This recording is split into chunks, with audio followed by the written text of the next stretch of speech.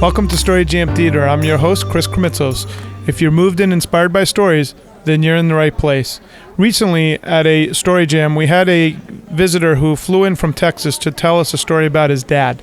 And what's really unique about this gentleman and his dad is arguably one of the greatest motivators of our time. His dad's name is Zig Ziglar, and his name is Tom Ziglar. And what Tom did was he gave us a viewpoint of what it was like for the last 15 to 20 years of Zig Ziglar's life as he traveled next to his dad, going to different speeches and presentations across the world. Enjoy this inside look.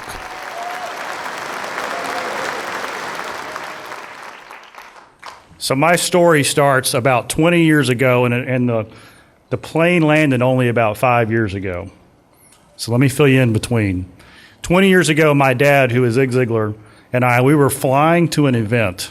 He was going to be speaking, and I got the cool job of carrying the bags and doing the product table in the back and all that stuff. But there's a lot of benefits to having Zig Ziglar as your father. So we're on this plane, and we're flying out there, and Dad had this routine, and it's an amazing routine. He would get on the plane, and he would get this manila folder out of his briefcase, and he'd put it right next to his seat.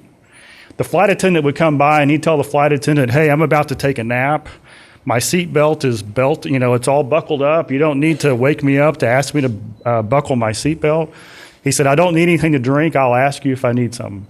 And then Dad could literally fall asleep while the plane was at the gate. And he would just conk out, right? And he'd be over there just snoozing away. The plane would taxi out. He's still snoozing. We take off. He's still snoozing. And then you know what that sound that the wheels make when they go underneath? That was his wake up. So he'd wake up and he'd put the tray table down, he'd get that manila folder out, and he'd start going over his notes. And so I've seen him do this a lot, right? But you see something, but you don't really inquire. And I said, "Dad, what are you doing?" He said, "Son, I'm working on my speech tomorrow." And I said, "Dad, you've given this speech like 3,000 times. I mean, literally. What are you going to do?" And he said, "Well, son, there's 2 reasons why I'm doing it." And I said, "Well, Dad, tell me that." He said, "The first reason I'm doing it is there's going to be some people in that room who've never heard me speak before. I've got to be the best I've ever been tomorrow." He said, "If I'm at the top of my game, if I give them everything I've got, maybe, just maybe, someone in that audience will respond. They'll take a little bit of truth or wisdom, they'll take it home, they'll try it out, and they'll get a different result. And maybe, just maybe, that'll be the spark that sets them on a new path." And so I said, "Well, that's pretty good. What's the other reason?" He said, "Son," he said, "I was talking to the VP of marketing, the VP of sales, and the owner of this company about 2 weeks ago on a conference call, and they kind of gave me insight to the meeting. There's going to be all these salespeople here from all over the country. This is their kickoff meeting for the year. They've got big goals. They gave me some insight." And he said, "Plus, I was reading in USA Today and some other articles about their industry, and I think if I can just weave just a couple of things into my speech that pertains specifically to this company, these salespeople, and the goals they have, maybe, just maybe, somebody in that room is going to know I took the time to make it personal, and they're going to take a little bit of advice, they're going to search out that truth, they're going to go and apply it, and it's going to put their life on a new direction." And I thought, wow, that's pretty good. So we go, and it's a great event. 15 years go by. We're in my office now. Dad's at the end of his life. He's winding down with grace, and he's not really speaking anymore. And we're working on the last book that he wrote, which was Born to Win. And I sit there, and I've got a chapter in the book. And so, when you get older, that your hearing gets worse, but your listening gets better. So we're like just sitting like a few feet across, and I say, "Dad, I know what you say is the number 1 reason for your success, but what's the number 2 reason?" And he looked at me and he said, "Son, it's PC." Well, if you know the Ziglars, you know it doesn't mean politically correct, right? And I kind of knew where he was going, but I was listening now. So I said, "Dad, what does PC mean?" And he says, "Persistent consistency." And I said, "Dad, explain that." And he said, "Well, son, it's simple." He said, "Consistency is when there's a worthy goal or objective.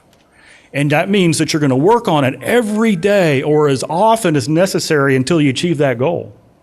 You see, that's what he was doing when he was on that plane, because he studied and worked 3 hours every single day to bring new material in so that he could change and impact people's lives. And every speech he ever gave, he studied and worked on and prepared at least 3 hours. You see, that was his consistency. And then he said, son, there's persistency. And persistency simply means that whenever you do something, the first time was good, you do it. The second time, you take it up a notch. The third time, you take it up a little bit more. He said it's like if you're trying to lose weight and you're trying to, get in shape and you're trying to exercise. The first day, you might go out and run, and you might run a block. That's great. He said the next day, go out and run a block and a mailbox. And the next day, go out and run a block and 2 mailboxes. You see the impact that little story has? Because what Dad was doing by weaving that new information in is he was taking it to the next level. And so that's when that 15-year time span between that plane ride and that one-on-one talk with Dad made sense to me. The secret to business is persistent consistency. You see, you set your goals and objectives out there, things that you want to achieve, and you have these measurable things and you do them every day. If you're in sales, it might mean that you're going to make 30 calls a day. That's fantastic. But you got to take it up a notch. You see, the second day you make those calls, you add in a new question. You add in something new to the formula to find out what that response is. Because it all comes back to a story. We took off 20 years ago. I watched this behavior and I thought, wow, that's pretty cool that Dad works that hard. But you see, he was really giving a formula for success that any of us can follow. Thank you.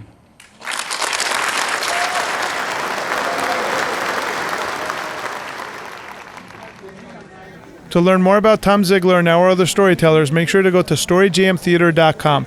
We'll have an updated picture of Tom so you could see what Zig Ziglar's son looks like. He's still carrying out Zig's work with the Ziglar Institute. Make sure to live a life worth telling, and we'll see you next week.